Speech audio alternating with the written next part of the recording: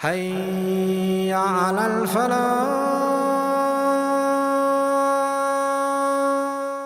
There are people who Allah makes many things easy for them. Please listen to this carefully. Allah makes many things easy for them. For some of you, Allah made money easy for you. It's just easy for you. For some of you, confidence is easy. It's no big deal. Other people get nervous, you don't get nervous. For some students of mine, studies are easy. Like I teach Arabic. Some of my students, wallahi, I can tell Allah made Arabic easy for this one. Allah makes one thing easy, then He makes the next thing easy, and then makes the next thing easy, and the next thing easy. Is everything always going to be easy? No, sometimes you will fail. There's a student who gets used to getting 100 the first time, the second time, the third time, the fourth time, and the fifth time he gets a 50. All of a sudden. And he's used to what? 100. So he said, oh, forget it, I am worthless. Allah is no longer with me. You know, what's the point now? Because you get used to riding so high that one little failure, one setback, and you're just crushed. You are completely crushed. What's the point? I'm dropping out of school. I don't want to do this anymore. I hate this.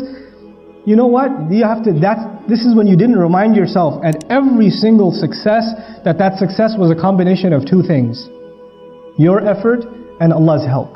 Every single 100 you got before wasn't because it was easy. You put effort and Allah gave His barakah. You put effort and Allah gave His barakah. And this time when it doesn't happen, two things could be wrong. Number one, maybe you didn't put enough effort. And when you don't put enough effort, Allah does not give His barakah.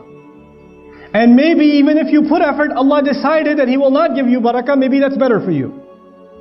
One of my best friends in life used to be a Hindu. And he wanted to go to med school. And he was a straight A student. Straight A's his entire life. Perfect scores. Highest scores in the SATs. Applied to med school, he was expecting a full scholarship. He got rejected. He was completely shattered. He ended up in a different university. He decided to do computer science instead. And he's still a Hindu. He's completely depressed. Except he met people in his new college, Muslims, who he started hanging out with, and within 2 years he took Shahada. And he looks back now, he goes, thank Allah I didn't make it to med school. When I failed med school, I thought it was the worst thing that ever happened to me. And now I look back at my life and I say, I failed med school, it is the best thing that ever happened to me. You know? Now his kids are memorizing Quran, subhanallah. So sometimes we have to have trust in Allah. We get used to riding a high wave, and one little setback comes and we lose our trust in Allah. And then there are others who Allah gives you one difficulty, then He gives you another difficulty, then He gives you another difficulty, and He gives you another difficulty, and you start believing that I will never accomplish anything. My life is just difficult, man. Everything is hard for me. I keep getting fired. I keep failing my tests. I keep doing that. You get depressed. And even this one has to remember that success in this world, everything that happens is a combination of two things. I have to put in my effort, and Allah will make the task easy. I'll share this last thing with you. There are two parts of this dua so far. It's not even the whole dua. I just wanted to share these two statements with you. رَبِّ اشْرَحْ لِي صَدْرِي وَيَسِّرْ لِي أَمْرِي. There's a sir balaghi. There's a very beautiful eloquence to this statement. Allah is teaching us that if you have a calm heart, if you have a positive attitude, and you have tawakkul in Allah, and you put your work in, then Allah will make your mission easy. But if you start with the attitude, I know it's not going to work anyway, but I'll try.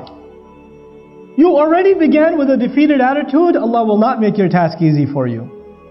You have to come with sharh al-sadr. You have to have an open chest, a positive attitude. Believe that Allah will give you success in what you do. And if He doesn't give it to you, well, you're still saying Alhamdulillah. But you don't walk into an effort. You don't start a project. You don't start doing any work. And you begin with saying, I'm probably not going to succeed anyway, given my track record.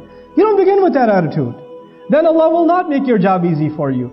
So if we have that good heart before Allah Azza wa Jal, Allah will make our task easy for us, subhanahu wa ta'ala. With that, I pray that Allah Azza wa Jal gives us all the ability to take advantage of the wisdom of the great prophets of Allah alayhimu salatu wasalam that is captured in their du'as. They said such few words, but they taught us so much of how to better our lives as believers, and how to live our life successfully for Allah's deen, and also make the best of this dunya. May Allah Azza wa Jal make us find the balance between this deen and this dunya as He intends it. And may Allah put all of us to the service of His beautiful deen and this ummah. Barakallahu li wa lakum fil Qur'an al-Hakim. Wa nafa'ani wa iyyakum bil ayati wa dhikri al-Hakim.